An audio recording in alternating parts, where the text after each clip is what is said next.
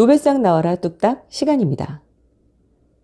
여러분은 과학자 하면 가장 먼저 누가 떠오르나요? 아마도 아이작 뉴턴과 아인슈타인이 아닐까 싶습니다.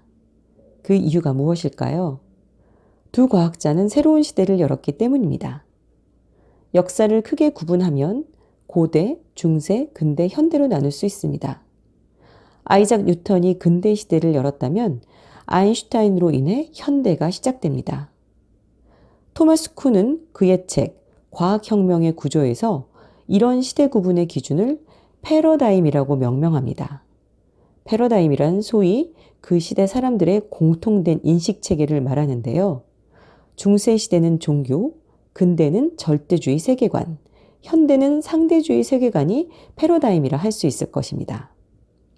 근대 시대에는 절대적 진리가 존재하며 정답이 있다고 얘기할 수 있지만 현대에 와서는 절대적 존재는 없으며 정답은 늘 변할 수 있다고 생각하죠. 상대주의 세계관의 패러다임은 삶이 무엇이냐 묻는다면 일단 그런 질문에는 정답이 없다고 말할 수 있다는 것입니다. 오늘은 아인슈타인 얘기를 해보려고 합니다.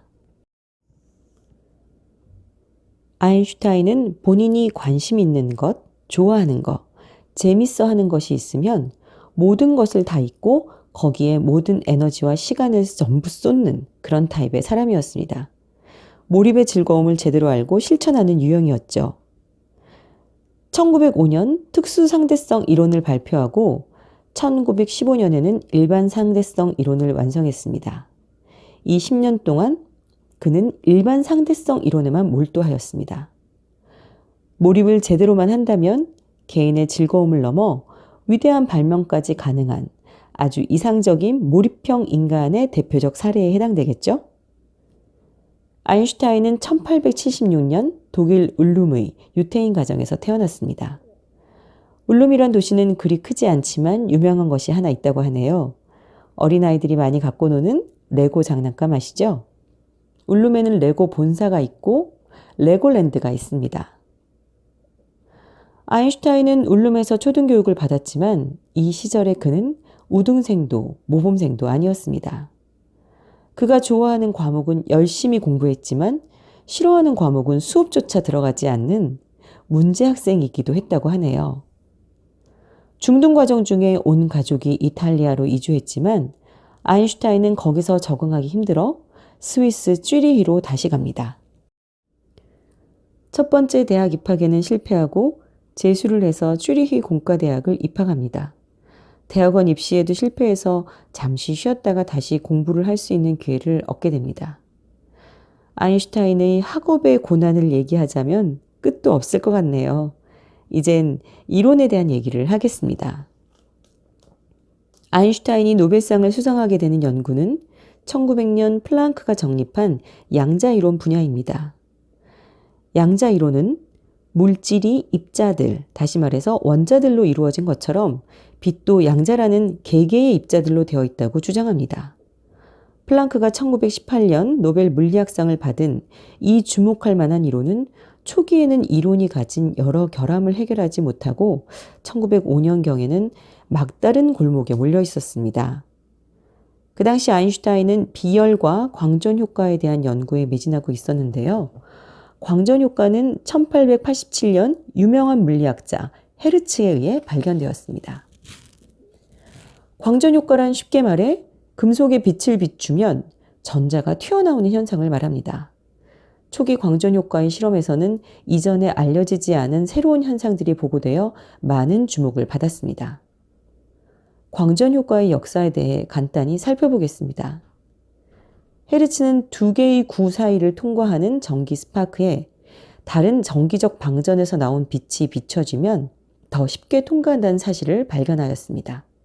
이 흥미로운 현상에 대해 할박스가 더욱 철저한 연구를 하였는데 그에 따르면 같은 음극으로 충전된 물체에 특정한 조건에서 특정한 색의 빛이 비춰지면 금속판은 음극을 상실하고 최종적으로는 양극을 띈다고 합니다.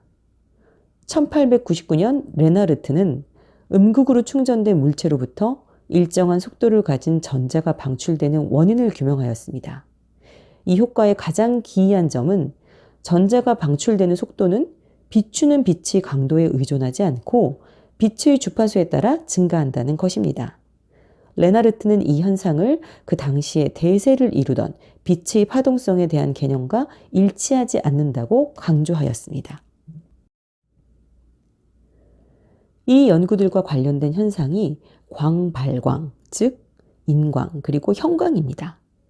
빛이 어떤 물질에 부딪히면 빛을 받은 물질은 인광이나 형광의 형태로 빛을 방출합니다. 방출된 광양자의 에너지는 주파수와 비례하여 증가하는데, 그래서 어떤 주파수를 가진 광양자는 더 낮거나 동일한 주파수를 가진 광양자만 형성할 것이라는 것은 분명합니다. 그렇지 않으면 에너지 보존 법칙에 위배됩니다. 그러므로 인광 혹은 형광은 광발광을 유도한 빛보다 더 낮은 주파수를 갖습니다. 이것이 아인슈타인이 양자 이론을 이용하여 설명한 스토크스의 법칙입니다. 이와 유사하게 광양자가 금속판에 입사될 때 광양자는 자신이 가진 에너지의 총량만을 금속판의 전자에게 전달할 수 있습니다. 이 에너지의 일부는 그 전자를 공기 중으로 보내는 데 소비되고 그 나머지는 운동 에너지로 전자와 함께 남게 됩니다. 이 현상은 금속의 표면에 있는 전자에 적용됩니다. 이 현상으로부터 금속의 빛이 복사될 때 대전될 수 있는 양의 포텐셜을 계산할 수 있습니다. 광양자가 금속으로부터 전자를 떼어내기에 충분한 에너지를 가지고 있기만 하면 전자는 공기 중으로 방출될 것입니다. 결과적으로 복사되는 빛의 강도가 아무리 크더라도 일정한 한계 이상의 주파수를 가진 빛만이 광발광 효과를 유도할 수 있습니다. 이 한계를 넘어서는 빛을 쪼일 경우 빛의 주파수가 일정하다면 광발광 효과는 빛의 세기에 비례합니다.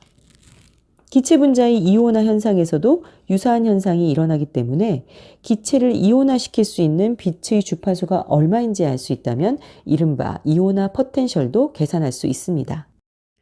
아인슈타인의 광전 효과는 미국의 밀리칸과 그 제자들이 철저하게 시험하였고 이 이론이 맞다는 것을 결국 증명하였습니다.